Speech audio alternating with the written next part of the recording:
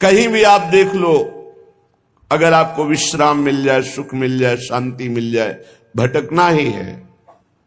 ये हम उसी लाइन में खड़े होके बोल रहे हैं, उसी पंक्ति में खड़े हो। अगर विश्राम है तो श्री भगवान के चरणों में, उनके नाम में, नहीं तो भटकना ही भटकना है। कोई भी हो, जहां नाम छूटा वहीं भटक गए।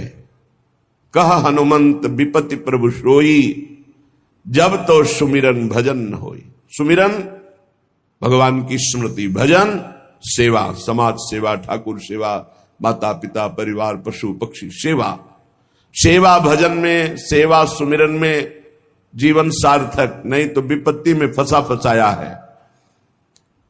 विनमूत्र लेस्म पूषादि भरितमिदम स्नायु मांसास्ति मज्जा रक्ताद्यात्म त्वचाच्छादित महारहि स्वार्थ निर्मूलकारी। क्या है तुम्हारे शरीर में बड़ा गर्व करते हो? इसमें अगर कुछ भी संग्रह नाम की चीज है तो मलमूत्र का संग्रह है। श्लेष्मा घृणित पदार्थ,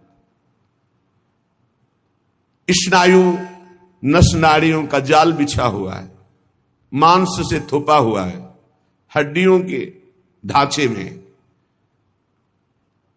त्वचा ऊपर से इतनी सुंदर लगा दी कि आकर्षण पैदा हो रहा है क्या ये? बोले स्वार्थ निर्मूलकारी, जो इस शरीर में फंस गया, अपने या पराए मारा गया, पूरा का पूरा जीवन नष्ट हो गया। ये ऐसे भोग गुलामी देते हैं जो बड़े बड़े बहादुर भी परास्त नहीं कर पाते। भोगों की गुलामी चूंकि दूसरे के द्वारा परास्त होकर नहीं होती, अपनी स्वीकृति से होती, इसलिए इससे कोई मुक्त नहीं कर सकता जब तक आप अस्वीकृति नहीं करेंगे। और किसी की गुलामी से मुक्त होने के लिए बाहरी सहयोग काम कर जाएगा, बंदूक राइफल और दुनिया के सब बल काम कर सकते हैं। लेकिन जो आपने अपनी परतंत्रता स्वीकार कर ली भोगों से, इसे विश्व का कोई भी आपको स्वतंत्र नहीं कर सकता। आपकी स्वीकृति हुई तो आपको ही अस्वीकृति करनी पड़ेगी। संत सदगुरुदेव शास्त्र आपको उपदेश देंगे, आपको साहस देंगे, लेकिन अस्वीकृति आपको करनी है। इसलिए अपने आप द्वारा अपना उद्धार कीजिए। कोई किसी का उद्धार नहीं कर सकता। उद्धार का मार्ग प्रशस्त करता है स्वीकृति और अस्वीकृति, ये आपके ऊपर है। क्या है आपके शरीर में? जब तक शरीर में राग है तब तक भजन में तन्मयता नहीं। जब तक भजन में तन्मयता नहीं तो हृदय के नेत्र नहीं खुलेंगे, तब तक आपको भगवत साक्षात्कार नहीं होगा। मूल बाधक शरीर भाव है। तो कह रहे हैं इसमें है क्या? चमड़ी ना हो तो देखना अच्छा नहीं लगेगा, बस चमड़ी का सारा खेल है। ये चमड़ी जितनी चिकनी दिखाई दे रही उतनी फंस रहा है जीव। नहीं है क्या? विणमूत्र श्लेष्म पूषादि भरितमिदम, इसमें क्या भरा हुआ है? मलमूत्र के थैले, गंदी नस नाड़ियों में सब वही घृणास्पद वस्तुएं। स्नायु मांसास्ति मज्जा रक्ताद्यात्म त्वचाच्छादित महा, चमड़े से ढका हुआ है, अंदर मांस है, रक्त है, मज्जा है, अस्थि है। स्वार्थ निर्मूलकारी, जो इस शरीर से प्यार करता है, ममता करता है, उसका परम स्वार्थ नष्ट हो जाता है। परम स्वार्थ शरीर संसार से वैराग्य होकर भगवान में अनुराग होना, प्रीति होना। एक ब्रह्माद्यतार्यम युवती मतम स्वीय सम्मोह जालम त्यक्त्वा दूरेण वृंदावन मति परम स्वार्थ मध्याश्रयंतु। ब्रह्मादिकों के लिए भी अजेय ये काम भाव इसी शरीर भाव से प्रकट होता है। मैं स्त्री हूं, मैं पुरुष हूं। ये सम्मोह जाल में फंसाकर पूरा जीवन नष्ट कर देता है। इसलिए शरीर राग मिटाना ही साधना है। तुम शरीर नहीं हो। त्यक्त्वा दूरेण, शरीर राग को जो दूर से ही त्याग दिया, वो वृंदावन के मध्य में रास विलास प्रयाण कुंज निकुंजों में जो प्रिया प्रीतम है, इनका साक्षात्कार कर पाता है। शरीर राग।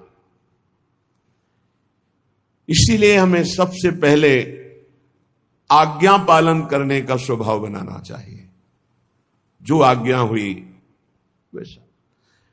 बहुत बुरा फसाव है, अहम आज्ञा पालन करने नहीं देता, और अगर आज्ञा पालन हो तो अहम नहीं रह सकता, पर अहम आज्ञा पालन नहीं करने, अपने को बुद्धिमान, अपने को निर्णायक समझकर वो फंसता चला जाता है। यहां तक अहम इतना बढ़ जाता है कि गुरुजनों के वचनों में भी दोष और गुरुजनों से भी द्वेष वृत्ति प्रकट हो जाती है, जो महान हानिकारक, स्वार्थ परमार्थ दोनों को विध्वंस करने वाली है। सर्वात्मार्थोरु विघ्नम कलय यदि मनो योषिताम भाव निघ्नम। यदि तुम थोड़ा भी बुद्धि रखते हो तो सर्वनाश करने वाले इस काम से अपने आप को बचा लो। कुछ नहीं भाई, कुछ नहीं। आप जो गृहस्थ हैं, जो संसार में भोग रहे हैं, वो देख लो कौन सी आपको ऐसी निधि मिल गई आज तक कि आप हाथ उठा कह सकते हो अब कृत्य भयो मैं, अब कछुनाथ न चाहिए मोरे। ऐसा नहीं बोल सकते। जिनको भोगने को नहीं मिला है वो अंदर से सोचते हैं कि संसार में अगर त्रिभुवन में कोई सुख है तो काम सुख है। अंदर से ये मन से मन मिला के बात कर रहे हैं। जो भोग लिए हैं वो और भोगने की इच्छा और दूसरों से भोगने की इच्छा। जो नहीं भोगे हैं वो पछता रहे। अंततो गत्वा काम सर्वनाश कर देता है, सर्वनाश।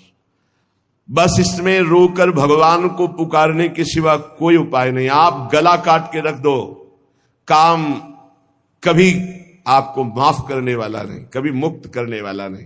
आप रो के हाथ जोड़ो तो भी वो नहीं। बहुत दुष्ट, महापापी, महासनो, भगवान के वचन है। महापापी, महासनो, बिल्कुल दयालु नहीं। बहुत विषय चुगा जिन चुगे मन, चुगत कछुक सुख होए, फिर फांसी ऐसी लगे। चुगा को पक्षी केवल देख रहा है लेकिन उसमें पड़े हुए जाल को नहीं देख रहा। ऐसे ही कामना युक्त पुरुष केवल भोग देख रहा है लेकिन भोग में जो फसाव है, जो गुलामी है, वो नहीं देख पा रहा। जो जलन है, अशांति है, दुर्गति है, उसको वो नहीं देख पा रहा। उसे महापुरुष दिखा रहे। सर्वात्मार्थोर विघ्नम कलय यदि मनो योषिताम भाव निघ्नम। निघ्न दुष्टेन्द्रियाणी प्रसव मुद। ये इंद्रियां इतनी दुष्ट हैं, 5 मिनट पहले जल करके मन और इंद्रियों ने निश्चय किया आज के बाद कभी हम गलत सोचेंगे भी नहीं। 5 मिनट के बाद संयोग मिल गया, फिर वैसे ही। क्या इनका विश्वास करें?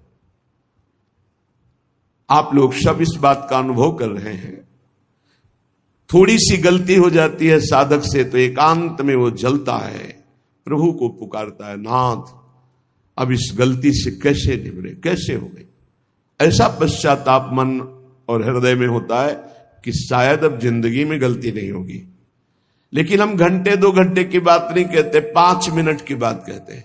5 मिनट के बाद ही कुसंग हुआ और फिर उत्साहित होकर मन उसी कार्य में लग गया। ऐसे घृणित दुष्ट मन और इंद्रियों पर कभी विश्वास न करें। मैं विषयों के संग से हारूंगा नहीं, ऐसा कोई बहादुरी न दिखावे। काजर की कोठरी में कैसो भी सयान हो जाए, दाग लागी है, पै लागी है, पै लागी है। कैसो भी सयान हो जाए, दाग लागी है, पै लागी है, पै लागी है।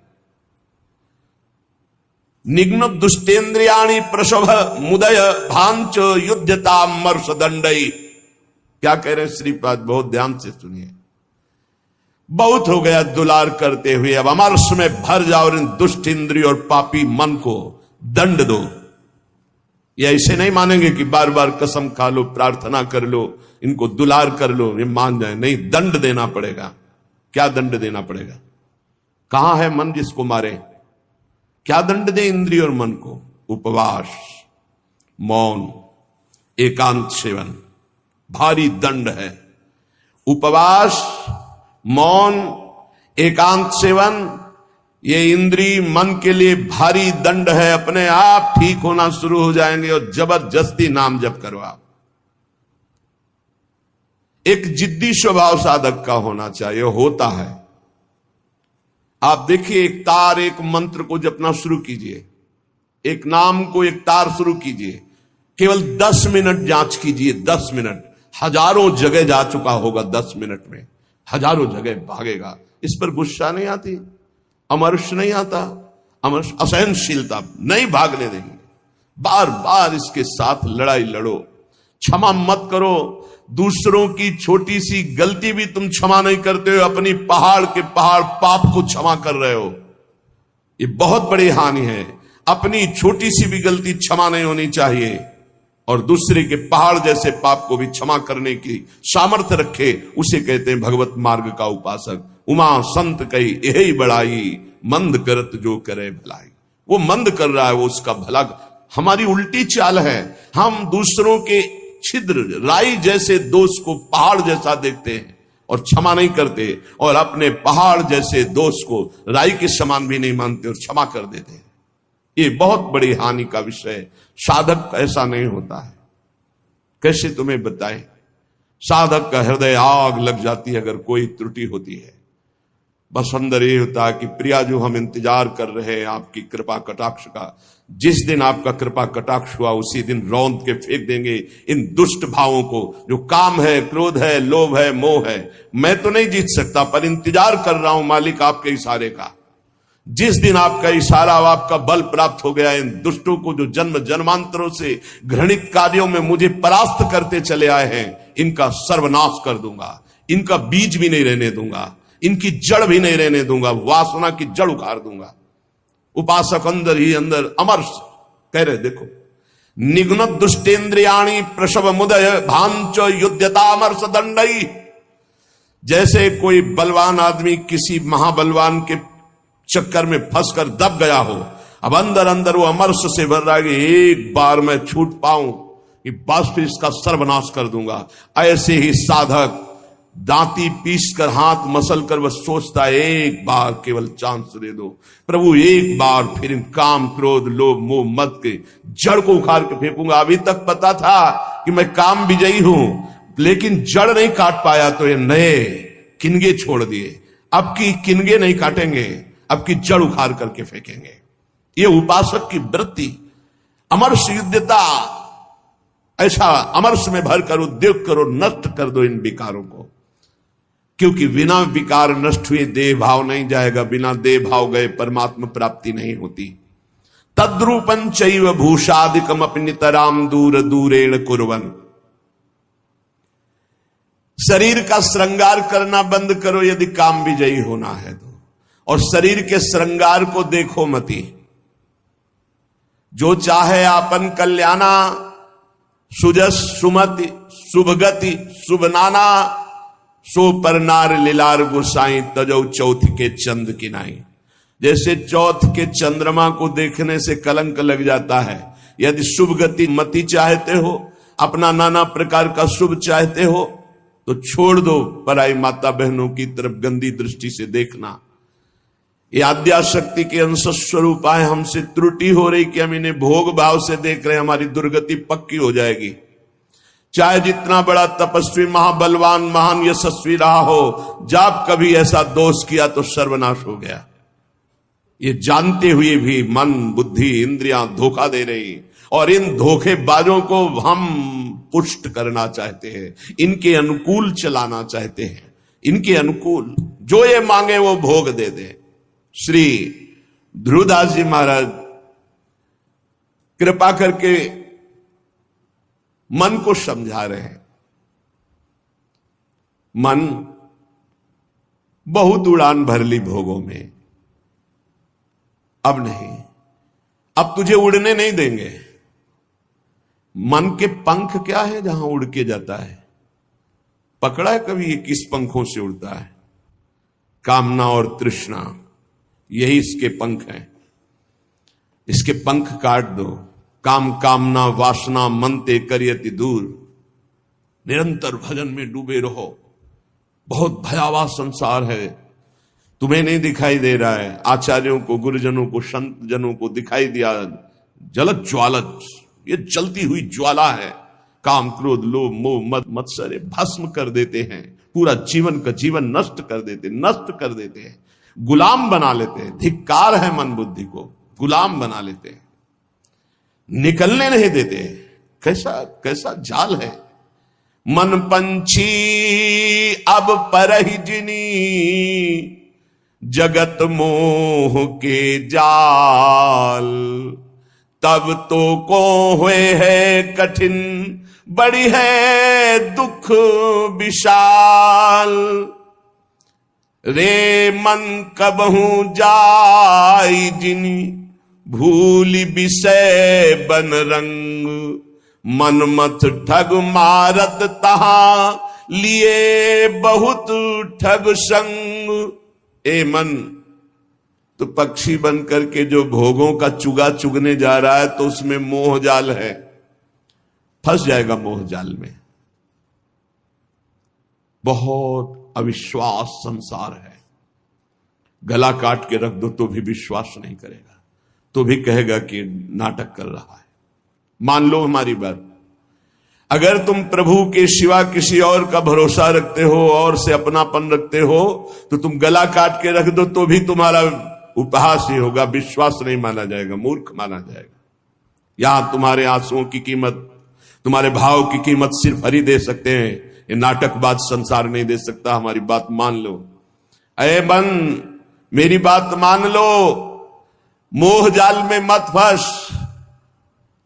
अभी तू दुख में फंसा नहीं, इसलिए निकल सकता है, नहीं दुख में फंस जाएगा तो फिर निकलना मुश्किल। बड़ा भयंकर कर्मों का जाल है, बड़ा भयंकर जाल है, तुम्हें दिखाई नहीं देता, फिर रोते हैं।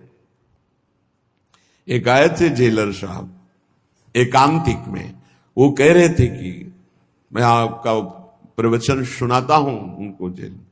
अब वो रो रो के कहते हैं कि कोई उपाय नहीं जिससे मैं एक बार निकल पाऊं और अपना जीवन संभाल लूं। उनके लिए क्या आपका? कहा निकलने के लिए तो हम उपाय नहीं जानते, लेकिन भव समुद्र से ही निकल जाएंगे।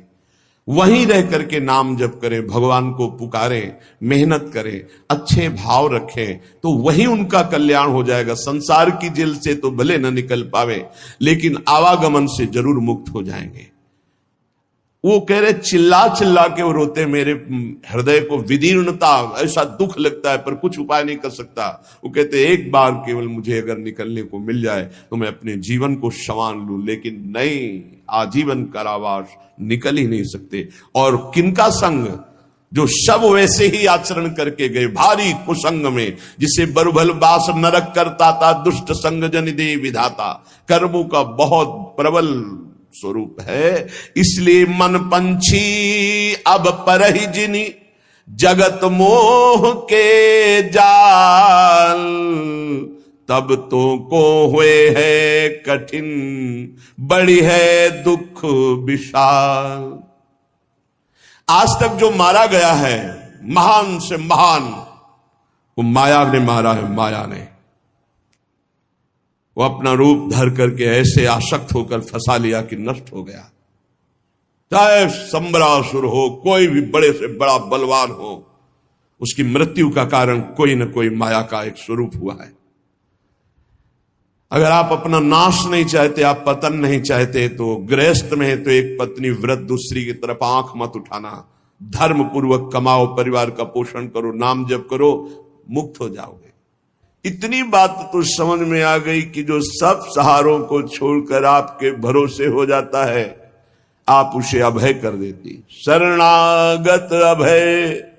और आपका बाना है, आपका प्रण है, आपका स्वभाव है कि जो आपके शरण में आ गया, चाहे जितना पतित हो, उसे पावन करके महान बना दिया। हरिराम व्यास जी कहते हैं, मुझ जैसे अधम को भी स्वीकार कर लिया श्री स्वामी जी ने, तो कोई भी हो, अन्य अवलंबन का त्याग करके अनन्य भाव से श्यामाजू की शरण में हो जाए तो परम हृदय शीतल हो जाएगा, निर्भय हो जाएगा, निश्चिंत हो जाएगा, निशोक हो जाएगा। इतनी बान रावरी जानत निरालंब को राखन हारी। जिसका कोई सहारा नहीं होता, मेरी महारानी जो उस पर अपार कृपा करके महान बना देती है। ताशों आस करत ये प्यारी, करी हो कबहू उमगी कृपारी, करी हो कबहू उमगी कृपारी, हे वृषभानु दुलारी, करी हो कबहू कृपा।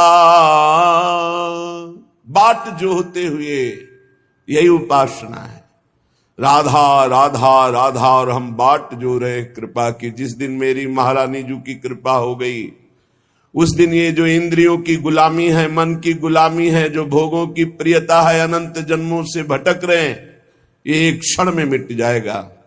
बस हम राधा राधा कहते हुए स्वामी जी की कृपा की बाट जो है, श्री जी की कृपा तो अपार हो ही गई है, क्योंकि मानव देह, उसमें भी दुर्लभ बात वृंदावन में आना, वृंदावन में बैठकर सत्संग सुनना, उसमें भी दुर्लभ बात श्री राधा नाम, राधा तत्व, राधा रूप, राधा शरणागति, इसका परिचय मिलना, ये तो अमोघ विषय है।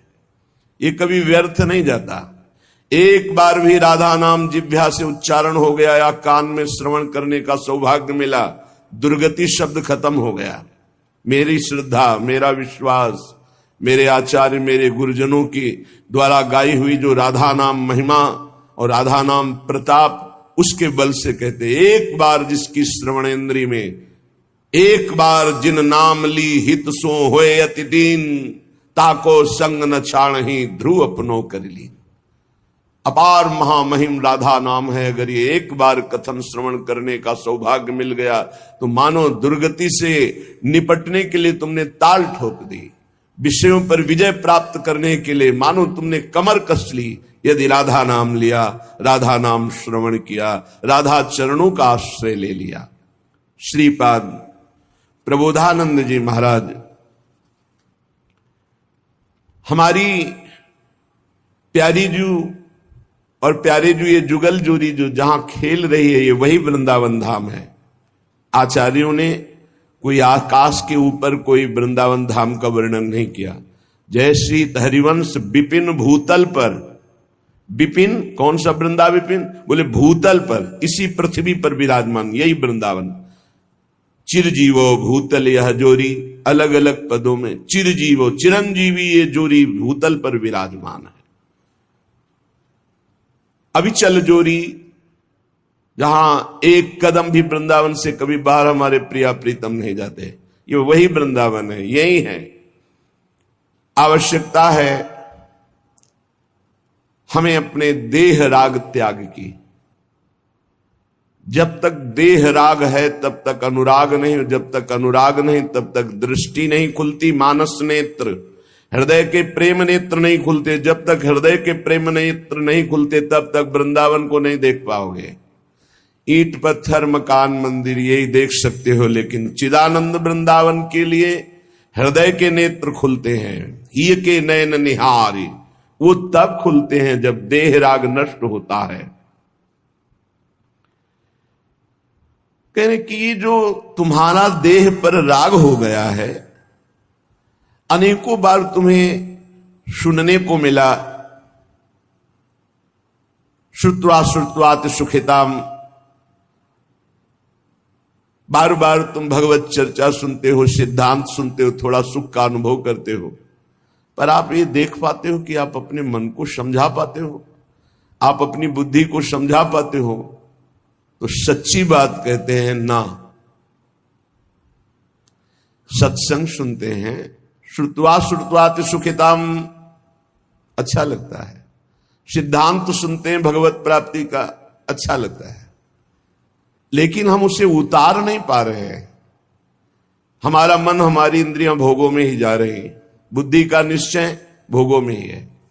जिसकी बुद्धि का निश्चय किंचन मात्र भी इतना है कि किसी भी भोग में सुख है, वो झूठ बोल सकता है कि मैं परमात्मा प्राप्ति करना चाहता हूं, लेकिन उसके हृदय में परमात्मा प्राप्ति की चाह नहीं हो सकती। श्री भगवान कहते हैं, भोगैश्वर्य प्रसक्ता नाम तया प्रहत चेतसाम व्यवसायत्मिका बुद्धि समाधो न विधीयते।